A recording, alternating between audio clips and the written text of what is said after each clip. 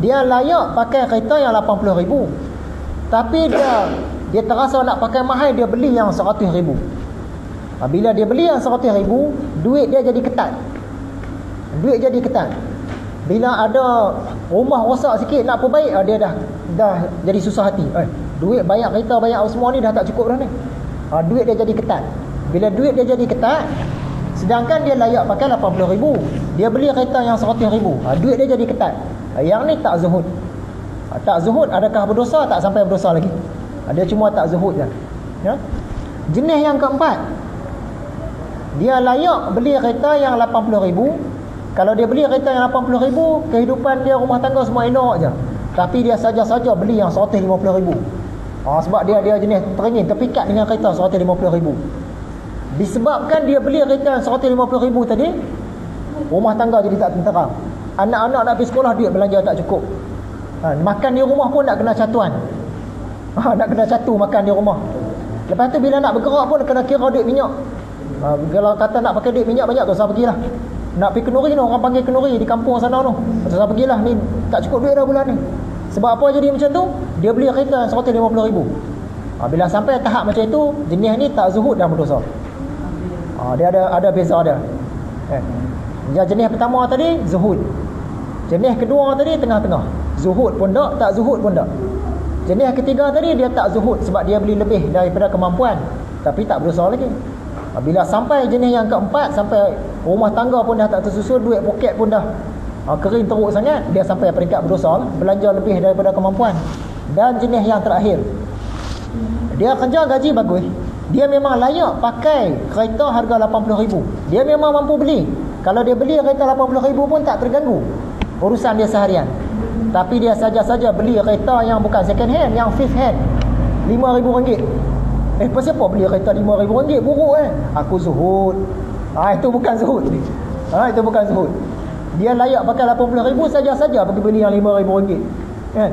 Sampai kan nak bergerak ke mana pun susah. Sebab kereta asyik duk rosak. Rosak. Pergi ke mana-mana pun berhenti tengah jalan. Nak bawa anak pergi hospital pun dah terpaksa panggil orang pula, pinjam pula kereta orang. Yang tu tak zuhud dah. Jadi ringkas cerita, yang tu peringkat kedekut dah tu, bukan zuhud, kedekut. Zuhud ni kalau kita mampu belanja tinggi ni, kita belanja bawah sikit. Tu kira zuhud lah tu. Kita mampu belanja bawah sikit. Tu zuhud secara ringkasnya. Secara ringkasnya. Contoh lain macam makan. Dengan gaji yang kita ada, kita mampu makan setiap hari nasi dengan lauk 2 jenis. Nasi lauk 2 jenis dengan gaji yang kita ada. Tapi saja-saja kita pergi buat, kata nak zuhud lah konon. Kita bulan ni makan nasi sajalah. Tak payah lauk. Sebab apa? Nak belajar zuhud.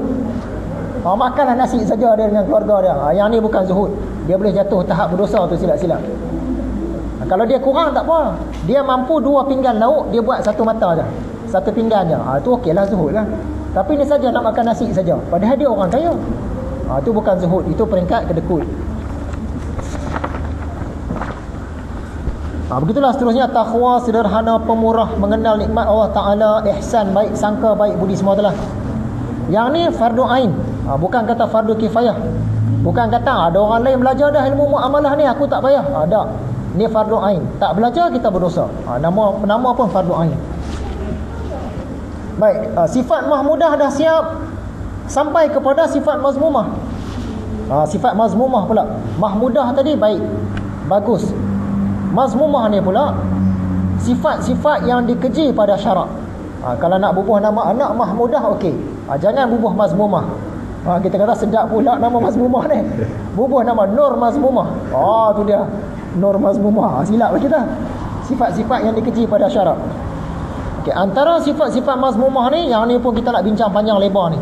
Sebab apa saya ingat-ingat nak habiskan kitab Ihya ni, kalau betul-betul secara terperinci kita belajar nanti, mau 23 tahun baru habis. Betul? 23 tahun. Saya kira kata 23 tahun baru habis. 8 jilid. Dia baru 1 jilid, ada 7 lagi. 23 tahun baru habis. Tak tahulah. Takut miskin. Nak keluar duit sikit pada jalan Allah, tak mau, takut miskin. Itu sifat mazmumah. Marah kepada takdir. Kenapalah Tuhan buat jadi macam ni? Aku dizalimi. Tak sepatutnya aku kena macam ni. Dia marah pada takdir, marah pada Tuhan. Ni tak boleh. Menokoh. Menokoh ni saya tak tahu apa dia. Nak kena tanya orang tua-tua dia ni. Apa maksud menokoh ni? Dengki, busuk hati, menipu, ni semua kita tahulah.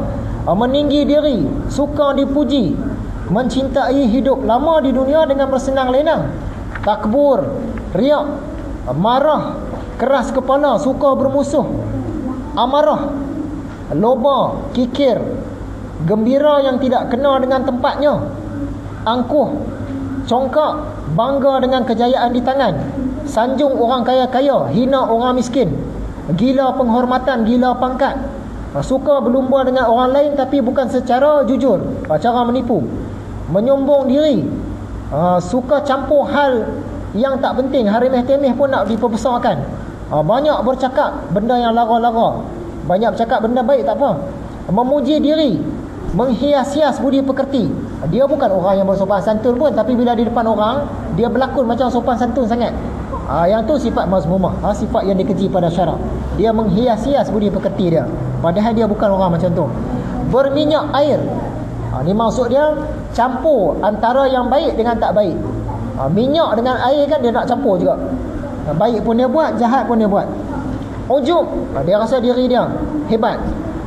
Asyik memperkatakan kekurangan orang, lupakan kekurangan sendiri. Hilang perasaan gundah dan takut dari hati.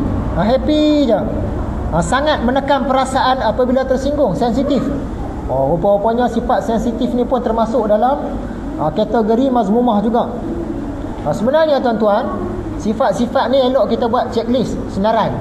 Kita senarai, lepas tu kita tanda aku ada tak dia. Jadi memperkatakan kekurangan orang, aku ada tak? Kalau ada kita right. Lupakan kekurangan diri sendiri, kalau ada right. Hilang perasaan gundah, sangat sensitif, aku ni jenis sensitif ke tidak?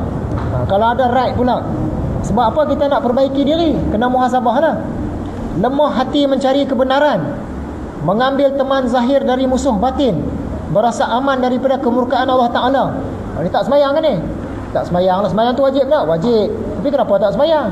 Nanti aku semayang lah. Tak apalah, sekarang ni tak semayang lagi, tak apa. Dia rasa macam tu. Dia rasa macam bala tu lambat je lagi nak datang. Yang tu sifat mazmumah.